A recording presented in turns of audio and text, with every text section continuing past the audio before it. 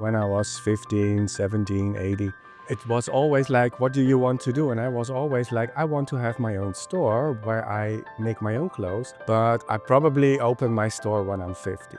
And we did this by working every Saturday for 2 years in the atelier of the theater, which we could borrow, This little curation is It's a lot bigger now. a lot bigger. It Yeah. grew very fast. Now we have almost 20 brands. Buy the collections, go to Paris, My name is Erik Bosman.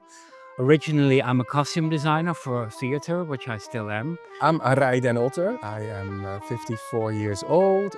We know each other for 23 years now.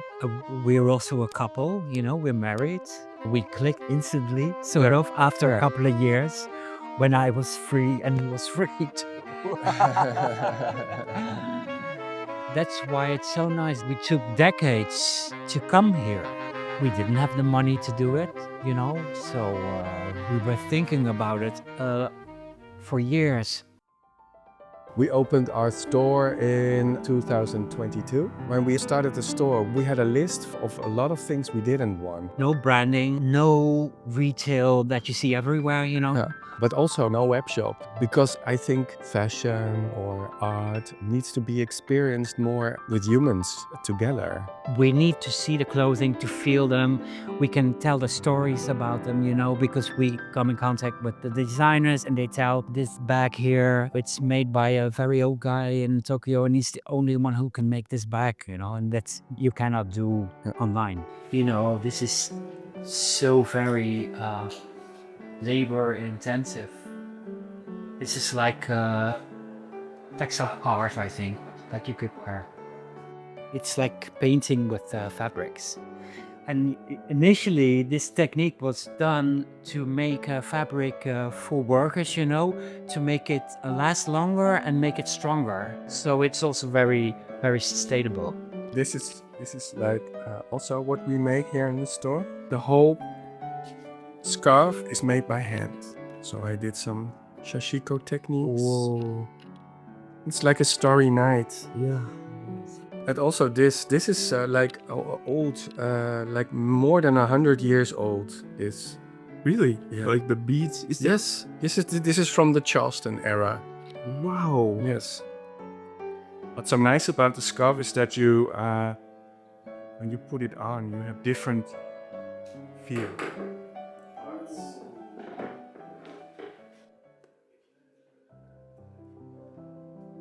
It was 2016 and we were on a holiday in Sri Lanka. And we always have these conversations late night at the table while we're eating. And he always used to ask, are there things you want to do differently? What would in you your- like to change? Yeah, what would you like to change in your life? We were a little bit similar in how we were in our jobs, There was not a thriving thing anymore. And he had the same thing a little bit. So we were like, should we, choose for ourselves? I mean, you need your job. So we decided to do it smart, try to... Use our free time Yeah. to start building. Yeah. We didn't think of ourselves as really disciplined people, but when we started the brand, we went to the atelier every Saturday and we sat down and we started working. And we were surprised by our own discipline. And that's because of the passion that you want to make something that's not there yet. Yeah. Now the passion is to keep this, what we made, what we built, to keep it going. Yeah, it's like a rolling process. Yes, not overthinking, but just starting. Start. That's what I do also with interns here in the store. I'm not gonna explain. I'm only saying, there are the fabrics, there are the patterns, you make a jacket. And then a lot of students are like, yeah, but I don't know how. Well, figure it out. Figure it out. Don't be afraid to make mistakes, because if you don't make mistakes, you can't learn. Yeah. And sometimes Yeah. mistakes are Yeah. beautiful. Yeah, we embrace imperfection. Yeah. Because when I was at art school, I was taught to do everything perfect, so I was like, there was actually a teacher looking at the machine to see if I was sewing straight, I thought, my God, what is this all about? But, it's nice to be able to do things perfectly, but perfect is also not very interesting, No. So now what I like most now is take vintage clothing and rework it and be fed by the process. It's like, oh, something is now going wrong. I have to cut it all apart and start again. Okay, see what happens, and make it work. That's like, that's it, make it work.